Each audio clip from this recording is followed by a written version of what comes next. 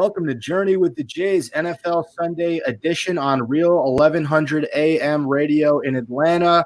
Spenser, JB, Jake, John here. We are going to give you our picks against the spread in the NFL, and we will be joined later by our gambling expert, Jeff Cadillac.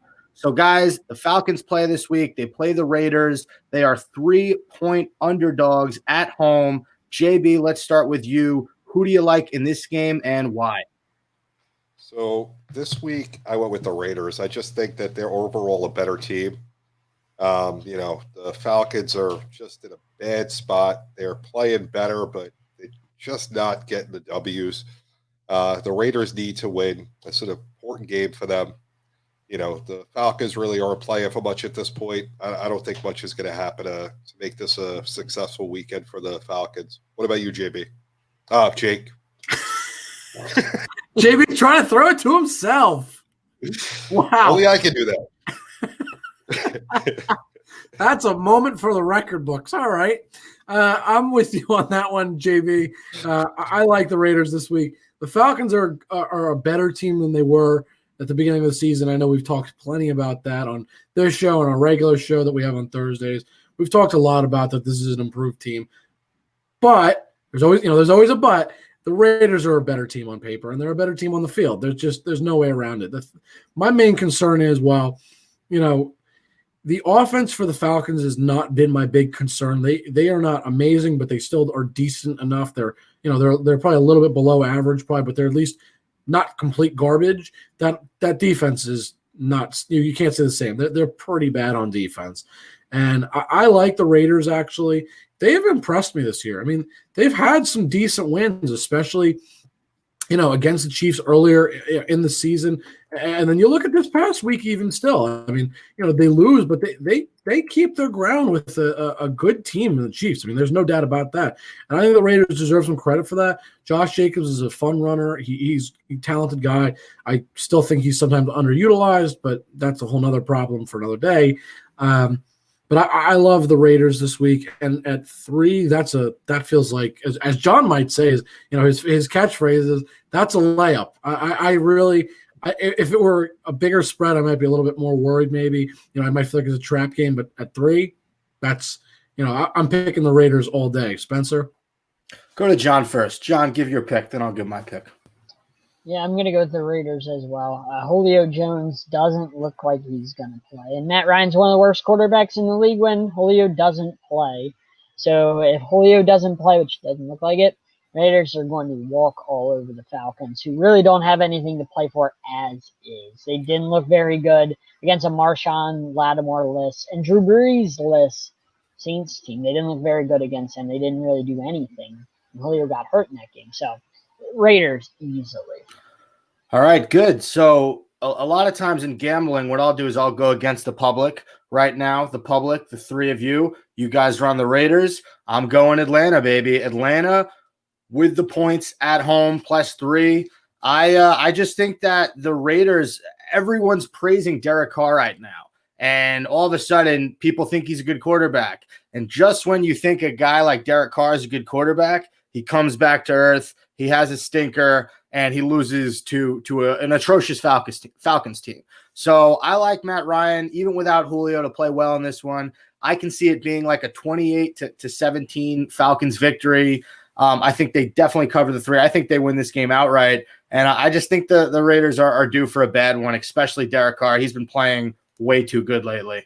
All right, so with that, let's start with our locks of the week. I went 3-1 last week, guys. I was first place. I'm not trying to brag here, but 3-1's pretty darn good the last time I checked. I am 10-13-1 overall. We're getting to that 500 mark. My lock of the week is the same as it was last week, and it is the Carolina Panthers +4. They are at Minnesota. Minnesota's coming off a bad loss to the Cowboys. I still think they have a lot of problems. I don't think Dalvin Cook's 100% healthy. He took a lot of hard hits these last few weeks.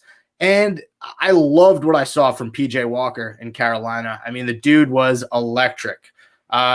Just made a lot of good plays on his feet, threw a lot of great deep balls. And if Teddy Bridgewater's healthy enough, he will play. either way, I just think the Panthers are a better football team than the Vikings. I think they handle business, and the fact that they're 4-point underdogs, I don't even understand that. They're a much better team in all areas of the game, and I like them as my lock of the week. JB, what do you think? No, I'm going to go with you here. I think Carolina has found something. They're playing really good football. They were a team that no one expected anything of. McCaffrey missed a lot of time, and they're playing hard-nosed football. They're doing the little things. I like them here. I think that, they're starting to show people what they can do. They just play good every week. They're not a flashy team. They're not going to make the playoffs, but they're kind of like the Dolphins were last year.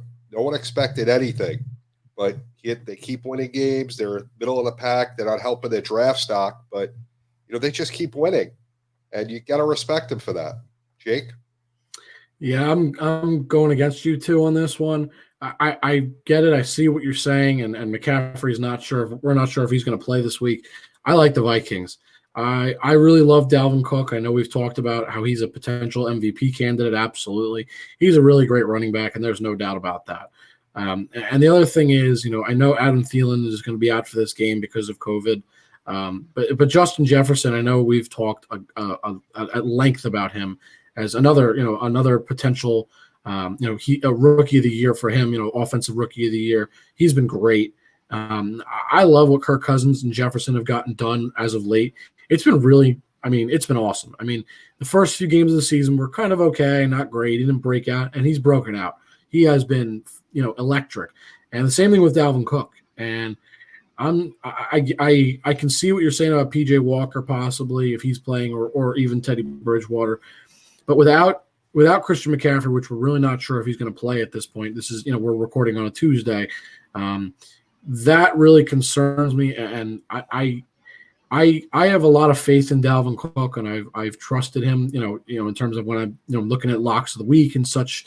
He's been really great, and it's hard to stop Dalvin Cook. He is a big, strong, fast guy, and I think he's going to keep this. I think the game might be close, but I think he is going to, eventually he's going to take over this game. It may not be from the beginning of the game, but he will take over this game inevitably. And when that happens, I do think they will win, and I do think they will cover the spread this week. John?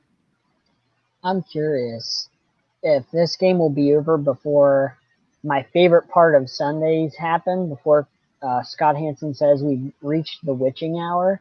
I'm curious if this game will be over right before then, because these two teams are going to run the ball so much. This game will go by so fast with Mike Davis and Dalvin Cook running the ball with Adam Thielen out. This game's going to go by so fast. There's going to be a lot of runs, and without K1 Short, the Panthers cannot stop the run. And Dalvin Cook is just going to eat. They know they got to rely on him. They have to win to have any chance to really get into the playoffs. They still believe they can get there with 7 teams making it this year. So I really believe the Vikings will bounce back after that loss, which they shouldn't have lost to the Cowboys. So I really think the Vikings will bounce back in a big way, and Dalvin Cook will have at least 150 and run all over these Panthers. PJ Walker threw 2 picks, by the way, against a bad Lions team. So I'm not believing in PJ Walker yet. Yeah, sure. And Tua didn't get benched last week. But quick hey, words. This is about PJ Walker.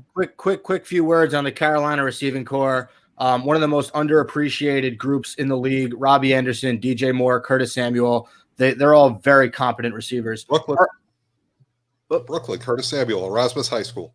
There you go. All right, Jake. You and JB went 1-3 last week. So why don't you give us your lock of the week? Sure. So 1-3, tough week. Spenser, you were the lone representative from Journey with the Jays, which went with even over a 500 record, and the only guy besides JB and myself with at least 2 wins. It was a bad week. 1-3 was tough, and I'm taking a team I never saw coming almost ever. This is a team that I'm almost amazed I'm taking it, but this week I am taking the Browns. That's right, the Browns, the Cleveland Browns, who are a team I have eternally made fun of. And this week, I'm finally going to say I'm trusting in the Browns. It's 6.5 this week against the Jaguars. There's 2 very simple reasons that I love the Browns this week. and they are both the running backs, and that's Kareem Hunt and Nick Chubb. They are, without a doubt, the best running back duo we have probably seen in the past 10 years, 20 years, maybe longer. They are a sick duo. You have Kareem Hunt, who's unbelievable in the pass catching game, and he's a great runner too, don't get me wrong. And you have Nick Chubb, who is an absolute bruiser. He is, a force to be reckoned with, strong, big guy. And, when you see him going down the field, he's going to muscle for those yards. They are an awesome combination. And this week on the road against Jacksonville, my big thing is this. When I look at the two of them, I see Jacksonville, who has been horrible against the run, one of the worst teams against the run. And you give me not one, but two elite level talent running backs that get to face off against this Jaguars, this Jaguars defense. They are going to feast. It is going to be, I would guarantee, at least 75 for each of them, if not possibly even 100 for both of them. I mean, and I'm talking about all-purpose yards. I don't mean just, rushing yards. I'm talking about all-purpose yards, I should specify. But I could see a total of probably 200, total yards overall for the two of them. I would not be surprised. They are, Mayfield loves getting Kareem Hunt involved in the passing game. And like I said, they're fantastic runners against a terrible defense. I love that matchup this week. JB, what do you think? They're playing the Jaguars. Baker is playing some of the best football of his NFL career. The team is doing the things they didn't do last year. I'm liking Cleveland here. I don't see the Jaguars putting up much of a fight. They didn't do much against Pittsburgh. Not that anybody has. Pittsburgh's undefeated, but I gotta like Cleveland. I don't see any other way. If you're gonna put money down, you're gonna bet. You got to go with Cleveland. John, you're making a lot of facial expressions here. I mean, for a guy that's 0-4. What? 0-4, John. Baker Mayfield hasn't thrown a touchdown in 4 weeks? You don't need to throw a touchdown. I think he's playing. Maybe he's playing the best football of his career because he's a game manager. Come on. What matters more, W's or touchdowns? You said he's playing some of the best football, and he hasn't thrown a touchdown in a month. Come on. They're winning. All that I care about if I'm betting is, are we winning? If you're winning, that's all that matters. I'm going with the Jags here. I mean, yeah, Luton got smashed against Pittsburgh, but who doesn't? I mean, Pittsburgh does that to everybody. He looked pretty good against Houston and Green Bay. The conditions were a little bit wonky. Jacksonville with James Robinson should run all over them. Baker's not a good quarterback. You stop the run, you really can stop the Browns. They don't have OBJ anymore. They don't have any receivers. They don't have any threats outside of the two running backs. And to Jake's point, when he said some of the best combination running backs in the last 20 years, forgot about Chris Johnson, Lendell White. That combination was absolutely amazing back when that was a thing. I just had to throw that in there because you said that. And did anybody forget about those two together? I mean, they were absolutely dominant. But I digress. I'm going with the Jags. This one's easy. Jake Luton should really crush the Browns. They're not a very good team. They can't pass the ball. This is coming from a guy that went 0-4 last week, so everybody please take this with a grain of salt. At least myself and JB had one win, so at least we're not, completely incompetent in terms of last week.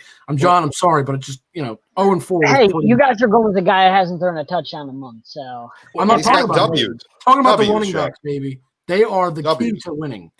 Hang on, Spenser's going to help us out here. While I agree that John is incompetent, I do got to ride with him this week and go with the Jaguars and go with Luton. Listen, I've seen so many puff pieces on the Cleveland Browns in the last week that this is the best they've looked, and they're probably going to make the playoffs. And Baker Mayfield is playing Daniel Jones-esque football and not making mistakes right now. And I just think they're on a mountain right now, and they're about to come crumbling down. Sort of like I said in the beginning of the show. With the Raiders, exactly. So they're just flying very high.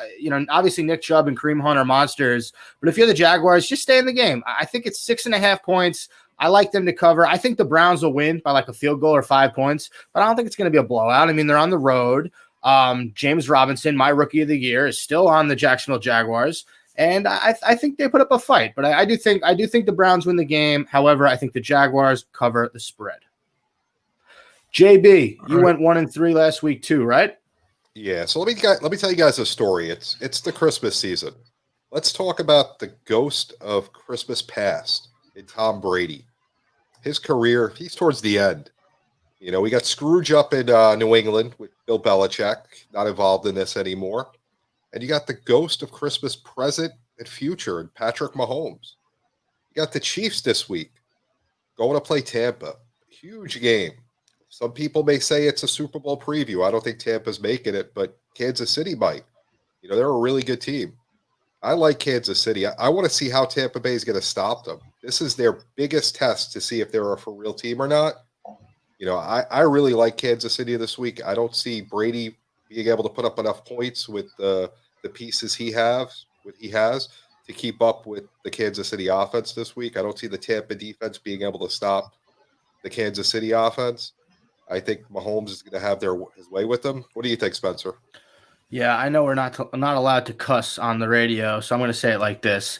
I have bet on Tom bleeping Brady a ton of times this year, and I've lost money almost every single time. It's getting to the point where I think I'm going to quit gambling because I keep losing my bets on the Tampa Bay Buccaneers. So having said that, I'm going to roll with Kansas City. I don't care if it was Kansas City minus 25. I'd still roll with Kansas City because this Buccaneers offense looks just terrible, just awful. And guess what? They might put up 46 points this week and shut me up. But last week, it was just one of the worst outings I've ever seen. Jake, what do you think?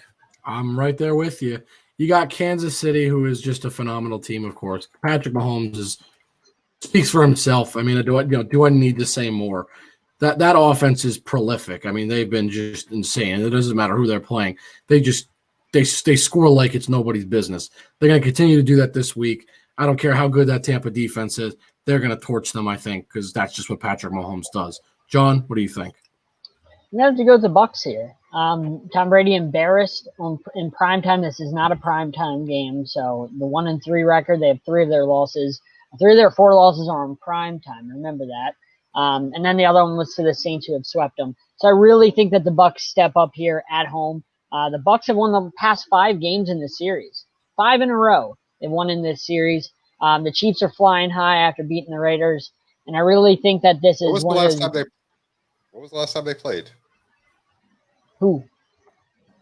The last 5 of this. You were talking about the last 5 of the series. The Bucs and the Chiefs. So that's in the last 20 years, I guess, because they played once every 4 so that's anyway. But they won the past 5, so history. Those that ignore history are doomed to repeat it. So I think the Bucs got this. Tom Brady's going to be angry. The Chiefs are flying high, and the Bucs have a really good defense as well. Only 23 points a game that they give up. I think this will be closer than you think. I think it'll be a field goal at the end. It'll come down, tie game, and the winner kicks field goal. But it's a 3.5 point spread. So really, whoever wins with that game-winning field goal, I'm calling. Still get that Bucs if you bet. I also love the strategy by John here because since he went 0-4 last week, and John, we're about to get to your lock of the week, you're going against the 3 of us. So this is smart. I don't like that half point that they tacked on. I'd also like to. Spencer just pointed out, so I just want to remind again everybody, because John, we're not letting you live this down. You went 0-4 last week. We just need to point that out. Now, John, what's your lock of the week? We're not going to point out that I'm the best team in our fantasy league, but that's a whole different story. My lock of the week is the Giants on the road against the Bengals without Joe Burrow, 5.5 point spread. This should be a layup. I mean, with Ryan Finley, the Giants they've been playing pretty good defense before the bye. They were playing pretty good defense. They have some pretty good defenders with Bradbury and guys like that. The defense is playing really well, and going up against Finley, there's no Joe Mixon. AJ Green's a shell of his former self. Boyd is really good. Higgins is really good, but you got to have a guy to throw the ball. And Finley's terrible. And the team wasn't good with Joe Burrow. The team wasn't winning games. So they're not going to really compete in this one. I think the Giants, who have something to play for, trying to win their division, really going to blow out the Bengals. So I think this is a layup. I'm going Giants. Yeah, hard agree from me. I like the Giants with the spread. Bengals have nothing right now. They have 0 going for them. And the Giants, this is a must-win. You win this game, you stay with Philly and Dallas in the division. So I like the Giants too. Jake? I'm right there with you. This was a game originally I checked off actually as a loss, and I just kind of said, if Joe Burrow's playing, we're done. Not anymore. You got a Giants defense that's played pretty decent. No Joe Burrow. I like the Giants this week. This is a game that they can kind of steal, so to speak. It wasn't a game they were initially probably going to win. Take this win. I like that, and I like them this week against the spread. JB? Definitely, as you said, it was a projected loss when Burrow was going to be playing before last week. The Giants have been playing better football as of late. The Bengals are in a world of hurt. I don't see much changing here. I think the Giants, as long as they play their game, are going to win this easily. Let's go to this week's picks, though. Spencer, you want to start off? Yeah, let's start off. So I also like with the Falcons +3 and the Panthers +4. I like Arizona -2.5 against New England. I just think New England's trending downwards. I love Kyler Murray. I like the Cardinals to kick the Patriots behind, and then I like the Titans +3.5 against the Colts. Coming off a win against Baltimore, I like Tennessee a lot. Jake, what about you? Yep. So, like I said before, I got the Browns. I'm also taking the Raiders this week at -3. I'm also taking the Cardinals. I'm right there with you, Spencer. And also, John, we just talked about the Giants. I'm taking my Giants this week.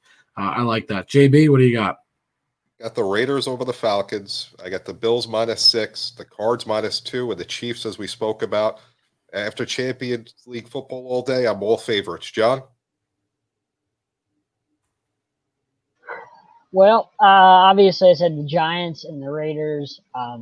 Bucks, actually. I like the Bucks, again, as I mentioned. And then the Niners, +7 on the road. They beat the Rams the last time they played. I know Jimmy G was playing, but they beat the Rams and beat them handily last time, and I think the Rams are going to be flying high, a little too high after taking out the Bucks. And I think that the Niners +7, I think they keep it close. All right, three out of 4 of us are very high on the Arizona Cardinals this week, so we'll see how that shapes out. Now we bring in our gambling expert to the show, Jeff Cadillac. You can follow Jeff on Twitter at JeffCadillac1 or check out his website for weekly NFL picks, jeffcadillac.com. Jeff, how goes it, man? Hey, thank you very much, Spence. Thanks for having me. Everything's going pretty well. Topsy-turvy week this past week, and listening to you guys, I could understand why. There's a lot of differences this week on certain games. One point I want to make is that this past week, week 11, the home team went 10-4 against the spread. A lot of times that doesn't happen. It usually is an even kind of thing. It's usually around 7-7, maybe 8-6, maybe 9-5, but 10-4 against the spread for the home teams. That's a pretty wild weekend, and a lot of games were decided really at the end of the game. Certain games I was listening to with you guys. I like what I hear. The first game I want to definitely talk about is, of course, the Atlanta Falcons. They got clobbered last week against New Orleans. I thought they would play a little bit better in the Dome. They have a lot to play for it. A lot of guys still looking for jobs. I figured Jameis Winston would be in there. I picked my game earlier in the week, but they put Taysom Hill. I don't know if that's a long-term solution. I really don't know. One game doesn't make a career. But the Raiders, they're -3 in Atlanta. I like them to bounce back big against Atlanta. They went toe-to-toe with Kansas City, but they gave Kansas City like a minute left in the game on Sunday night. And when you give Pat Mahomes a minute left and maybe a timeout, that spells doom for you. And I like the way the Raiders have played this year. They played a lot of good teams tough, which means they're just about to turn that corner, and they're just not there yet. They've played some very good games this season. I like them against Atlanta off the loss to Kansas City on Sunday night. Julio Jones is a problem for Atlanta. He's got that hamstring that seems to be bothering him. He's questionable for this game. I have him as written off because a hamstring, I've had a hamstring injury. You don't know when it's going to pop up. You take the wrong step. It has to fully heal on its own. Otherwise, you basically can injure it further. Atlanta's basically playing the string. The Raiders have an absolute shot at making the playoffs. I like them big here. I think Derek Carr is going to make some adjustments for this game because, first of all, Atlanta has the 31st passing defense in the NFL. So he's probably looking at the film on this one and saying, you know what, I could take this secondary apart. But one of the things I like their 1-2 punch. Devontae Booker has found a second career with the Raiders. Longtime Denver Bronco, then he got bounced around a little bit. He gives a little bit of rest to Josh Jacobs. Josh Jacobs and Devontae Booker, and you take the Atlanta secondary. I like, Raiders -3 at Atlanta. I'm sorry, Atlanta fans, but that's how I like it this week. Raiders on a bounce back. Second game I'm looking at this week also is the Giants -5 at Cincy. I know Mr. Jake is going to like that, Mr. Giant fan over there. But, Danny Jones, he has to stay the course. He cannot turn that ball over because once he gets either fumbleitis or, interceptionitis, that spells doom for the Giants because you can't turn the ball over so many times and expect to win these games. Now, Cincinnati, we all know, is Joe Burrow. I mean, he was playing like a pro with a bunch of nobodies, and I really mean a lot of nobodies on Cincinnati. They really have to start making some moves and draft some guys that actually could help this guy, or Joe Burrow is going to have a career like Andrew Luck did in Indianapolis. It's going to be short-lived and, it's going to be short-filled.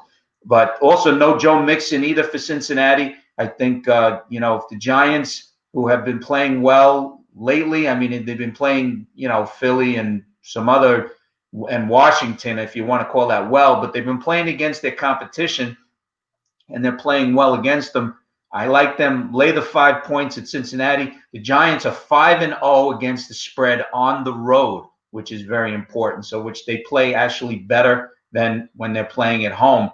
And Cincinnati has this 26 total defense. They're 29th against the rush. So Danny Jones, if he uses Gallman and his running backs very well, there won't be so much pressure on him to throw the ball. So if he has a nice balanced attack against Cincinnati, they should definitely win by at least a touchdown. I also like Arizona -2.5 at New England. I mean, New England last week losing against Houston after beating Baltimore on Sunday night or Monday, that's ridiculous. I mean, Cam Newton is honestly, his career is basically over, I think. I mean, he's shown that he can't even, his mechanics are terrible. Arizona definitely on the bounce back after the loss against Seattle on Thursday night. I like Arizona here, and I didn't like them on Thursday night because in a divisional series, it's very hard to sweep. No matter what the records are, it's a very hard sweep. Now, Arizona had won the first game, so I knew that Seattle was going to come back, and they're definitely fighting in that NFC West. New England, they lost against Houston. They really have nothing to play for this year. Belichick should be starting to think about who's going to be the quarterback for the next 20 years of the New England Patriots because it certainly isn't going to be Cam Newton. Rex Burkhead, he's done. He's injured. He said he's already done for 2020. He's looking at 2021 as coming back. But New England has a habit of shedding injured players in the past. And he might be fully recovered, but he might be in a different uniform come next year. Arizona has too many weapons, and the defense for New England hasn't been playing up to par like they did in past seasons. I don't see them stopping what Arizona has coming, and Arizona's on a bounce back. I like them big against New England.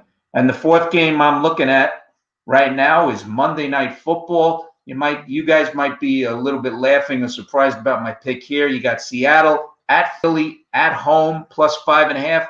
I like Philly at home, and I'm going to tell you why. First of all, Carson Wentz, the last two games, he's been a total atrocious.